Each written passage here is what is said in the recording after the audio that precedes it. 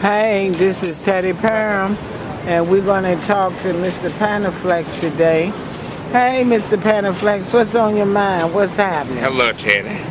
I'm okay. I'm okay in a personal sense, but in another sense, I'm angry as hell at what the city council did last night. What was last night? What was the date? Yesterday was September the 9th, 2013, 2 days before 9/11. That's another issue entirely, but in the spirit of that, you would think the city council would do right by the people of the city, but they're just not going to do it. I spent August emailing people, and I emailed the council, I emailed all the committees, I emailed the council, I emailed the school board, I sent an email to the mayor, and to the police chief and the sheriff. Wow. Nobody, the sheriff, the police chief, and the mayor have not responded. They sent me a pro forma if there's anything worth responding to, we would, but they haven't. They didn't respond to the merits of my email. And then you can't get nobody to talk to you. Keith Rogers, I don't know him personally, but I've met with him before. You can't meet with him now.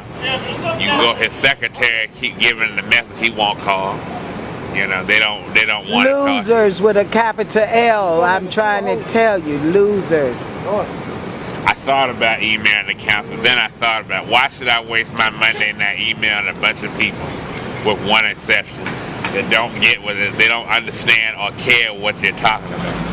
Why keep wasting my time doing it? If they're not going to pay attention to what you're doing, there's no need to do it.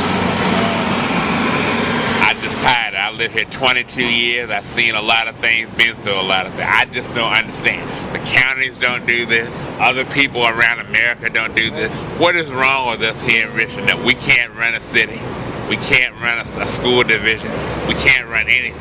We got people that got college degrees. I don't have a college degree in anything, but I can read, and it's real easy to understand if you pay attention or you go to somebody that you trust that can answer your questions, which I have.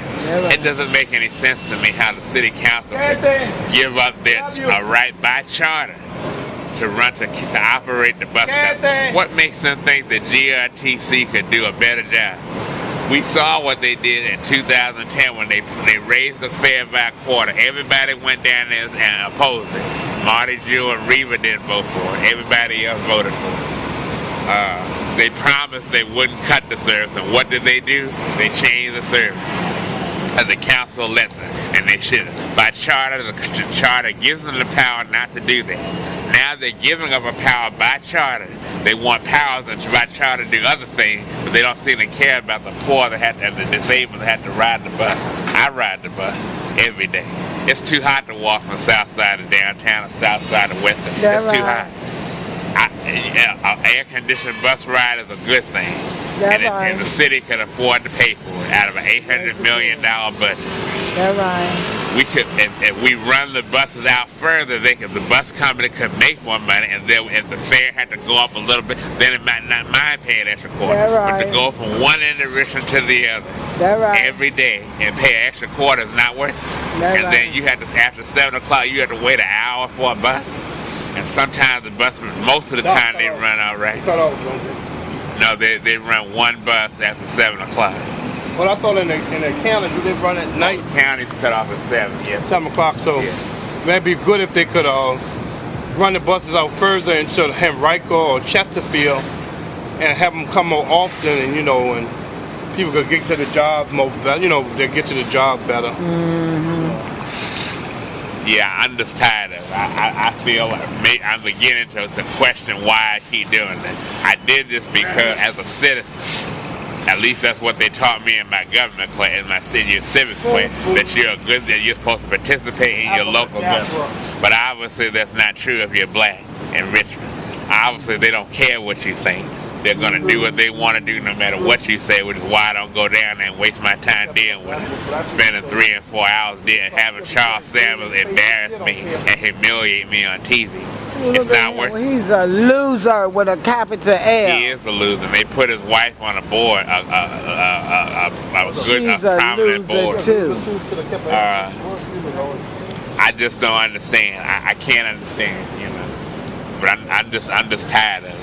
So I'm not even gonna waste my time emailing them more because I did all I could do with it. They're not gonna do anything. For the moment.